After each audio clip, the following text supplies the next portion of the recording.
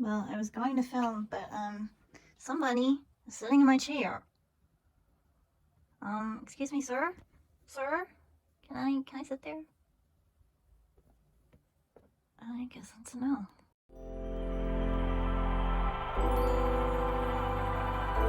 Hi friends, and welcome to faerireads, where we talk about things that make the mundane more magical, namely books.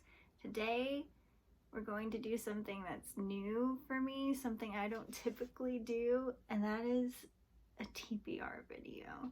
So I'm very much a mood reader, and I read from the library a lot. So I don't often set like TBRs for the month or anything because it really just depends on the mood I'm in, and really it depends on what the library has and whether the book I want to read is available for me or not. But today is September 28th, which means October is in just a few days, which is my favorite month, and fall is my favorite season. I love the spooky times, just like everybody else on the internet, I guess. So I wanted to go ahead and set a spooky season TBR. So I'm gonna call it a spooky season TBR because I don't want to set myself up to fail by giving myself expectations I doubt that I will fulfill, like setting up an October TBR or something like that. But I have a list of books that I want to read within this spooky season, since I do want to get into a bit of a festive mood. So these are books that I would like to at least try to read at some point in the fall into Christmas winter season anyway. So I may not necessarily get to it in October, but I'd like to some point within the fall winter seasons. So I have a physical TBR and I guess a virtual TBR that we'll get to in a second. But like I said, I read a lot from the library and I have a hard time reading the books that I actually own, which I can probably get into the psychology of that, but I'm going to try to do better and read more books that I actually own. So I have a huge stack here, but we'll just go from the smallest to the largest because that's how I have it stacked up. So the first one is actually something I don't know a whole lot about. This was given to me by my brother recently. He let me borrow it after he read it, but it's called An Unwanted Guest by Shari Lapena. I'm probably mispronouncing that, but Good Housekeeping calls it a gripping mystery perfect for fans of Agatha Christie. And I've never read Agatha Christie, but I have watched a lot of the film adaptations over the years. My dad really liked to watch Poirot a lot when I was little, so I've watched some Poirot. And of course, Miss Marple. Miss Marple is probably my favorite. But I love a good mystery, I love a thriller, and I've already been starting reading some thrillers to kind of get me into the spooky, creepy mystery mood, which I'll address in my September wrap-up, which will hopefully be coming soon. But this one is set in the Catskills, which I love a mountain setting because my family were mountain people, so I kind of like that.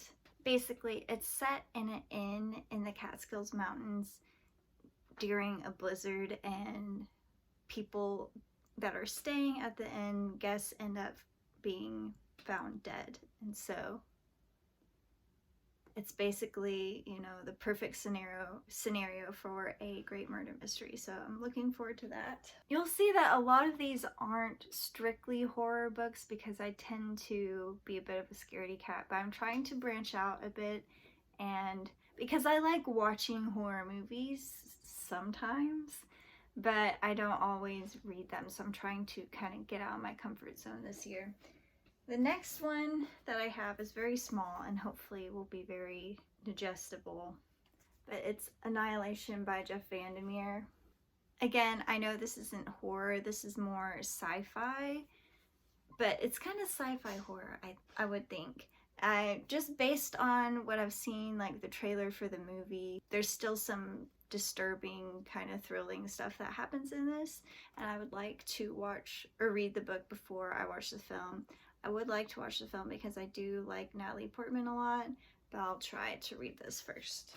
Okay, next is a special read because I'm going to try to get to Stephen King at some point this year. I've watched a lot of Stephen King's film adaptations, like I've watched the recent It movies, I've watched the Castle Rock series on Hulu, and I recently watched In the Tall Grass, or is it In the Tall Tall Grass? It's on Netflix, but it's based on like a short story written by King and Joe Hill. So I want to at least try reading his fiction since I've never done it before. And this is another book that was given to me by my brother who reads more horror than I do. And it's Stephen King and Richard Chizmar. Again, I'm just guessing there. But this is a little novella called Gwendy's Button Box. And this is set in Castle Rock. So it's not a story that is covered in the Hulu show, but it's a familiar setting to me. And given that it's pretty short, hopefully I can handle this, especially if I can watch the show. Surely I can read a book that's set in the same universe, but we'll see.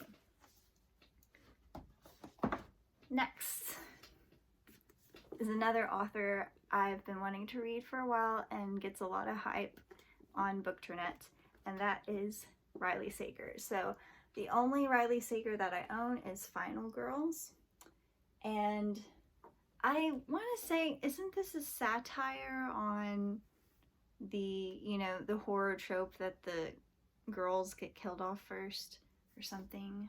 Okay, so maybe I'm getting this wrong, but apparently it's about two girls that survived a serial killer, and so they are kind of grouped together in a group known as the Final Girls because they survived, but one of the girls ends up dead. So it's, you know, all about the mystery of what happened to her and how to stop it.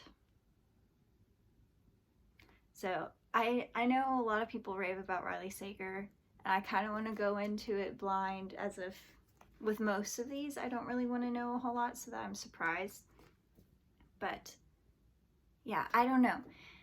Should I start with Final Girls? Is there something better to start with Riley Sager? I don't know. If you're a Riley Sager fan, let me know. The next book is another one that I don't know a whole lot about, but it seems to be a very... I started to say it seems to be a popular book, but I also feel like I've heard a lot of negative reviews about it, but it's a book that a lot of people have read, at least, and it's In a Dark Wood by Ruth Ware. And this has also been made into a film. Again, don't know a whole lot about it. I guess I'm assuming there's a wood and it's very dark and something terrible happens. Reese Witherspoon says it's terrifying, so I'm gonna have to read it and find out. The last one, this is the one that I'm most excited for. I have a feeling I think I will enjoy it the most, but I'm also intimidated by it the most. And that is Stallo. I'm not even sure how to pronounce it. I'm pretty sure it's Swedish. I don't know, it's some kind of Scandinavian. But again, I don't know a whole lot about this one either, but it has to do with trolls, okay? Trolls, I think, are the main antagonist in this story, and so I like that. I love folklore, and seeing that it's horror driven from like folk beliefs is really intriguing to me, so I'm looking forward to this one. So that was the last of the physical books that I own that I'm going to try to get to this season, but I have a lot of virtual books that my library has copies of, so that I would like to check out at some point this season. The first of those being Meddling Kids by Edgar Cantero. I've read Edgar Cantero before.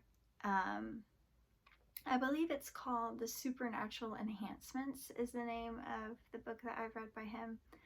And it's more of a haunted house kind of story, but it's also very weird and wonderful, and I love it, and I recommend it to anyone.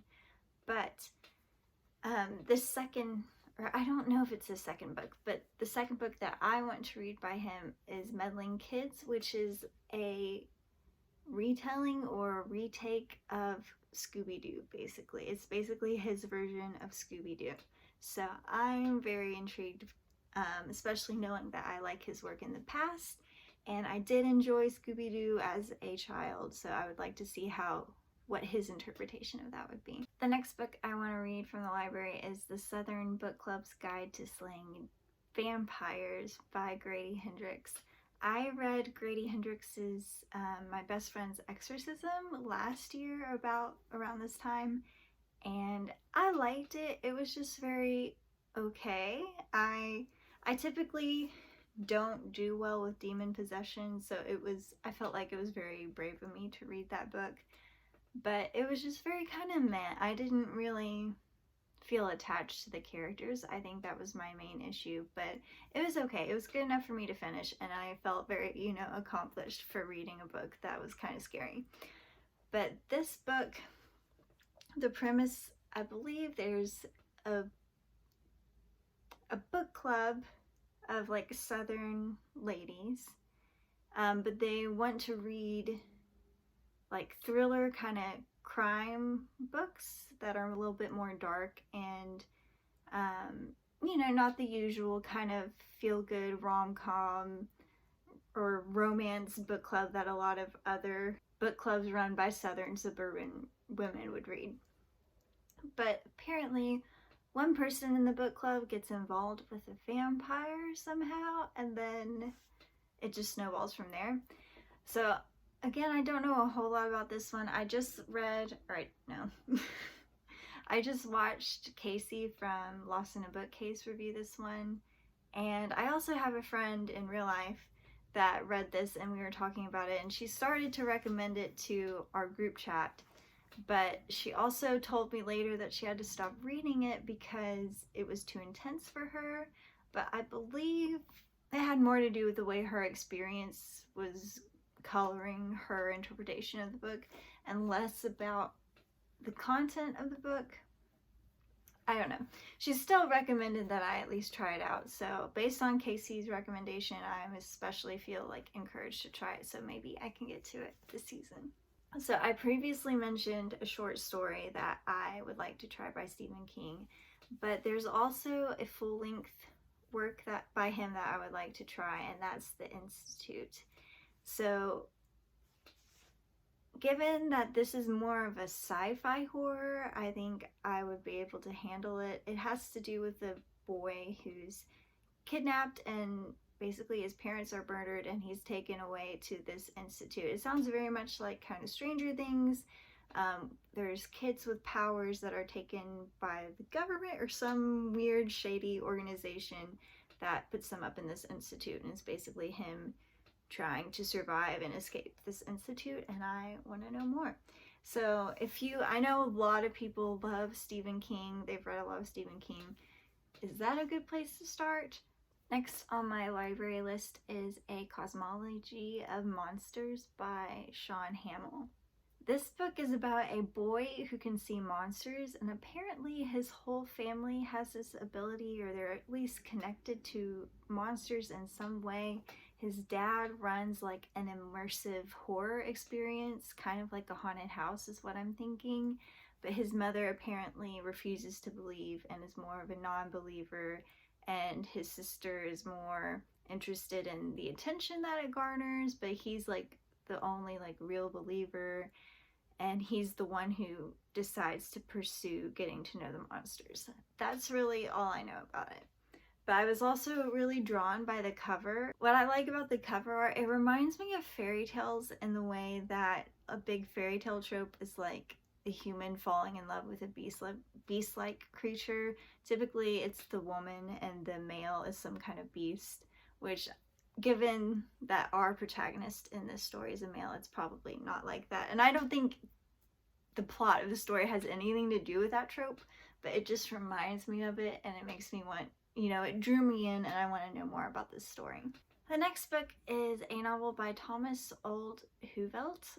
Again, this is another name that I'm not sure if I'm pronouncing it right, but he's a Dutch author, and he's famous for, I think his most famous work would be Hex, which came out a few years back. It's a horror novel about a witch basically, and I've heard it's very scary. But I thought I'd start with this shorter story from him, and maybe it would give me an idea of whether I can handle something like Hex or not.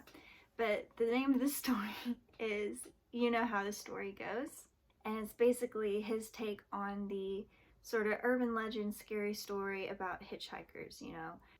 Some versions you're driving down the road and you pick up a hitchhiker and they end up being dead the whole time, or they're ghosts and they kill you or something like that. It's basically his take on that urban legend, and I'm eager to see what it's like. Next is A Lush and Seething Hell by John Hornor Jacobs. That's my cats destroying the house. So this is actually a short story collection, or a compilation of 2 novels, but they are cosmic horror stories, which I'm getting more into after reading Lovecraft Country back in August and watching the show Lovecraft Country. So I'm more interested in exploring that genre, and given that it's shorter stories, I can hopefully get through it pretty quickly. I can't remember the plot of one story, but I know one of them, the plot reminds me of The Devil Went Down to Georgia. There's some kind of like devil person that is also a musician. Like a woman finds a recording of the devil playing music or something like that. And it was just really intriguing to me. So I want to see, I like stories that involve the devil as a person that just like, shows up, and like kind of like Faustian stories where they make a deal with somebody. I don't know, there's just something that is interesting to me. And the message that, like, because usually the devil is a human person and is very attractive, like a very attractive, suave man. And I just like the messaging that, sometimes evil doesn't always come in like an evil looking appearance. And so, I don't know, I'm just excited to read it and see where it goes. The last book is a sort of recent addition, and I was motivated because there's a series coming out on Hulu called Monsterland, and I watched the trailer for it and I thought, ooh, that'll be something fun and spooky to watch in October. But apparently it's based on a series of short stories, which I had already put on my Goodreads list like a long time ago and kind of forgotten about it. The book is called North American Lake Monsters by Nathan Ballingrud. And again, I don't know a whole lot about it, but it's a collection of horror short stories, and based on the trailer for Monsterland, it looks really good. It's sort of like a Monster of the Week kind of show, which I enjoyed, and shows like supernatural, so hopefully this will also be my cup of tea. So yeah, those are a lot of books. I realize it's probably really ambitious of me, especially given my current reading pace, like being back to work with everything, but I'm excited to at least get to a few of these. Let me know if you've read any of these, especially with those authors like Riley Sager and Stephen King. Let me know what you think I should do. Let me know if you think I should prioritize any book over the others. I'm kind of leaning at trying to at least get to Stallo and focus on that one, but I'm not sure. We'll see how it goes. Thanks for watching. I hope you're enjoying the spooky season. Let me know if you're looking forward to it as I am. And yeah, happy reading. Thanks for watching. Bye.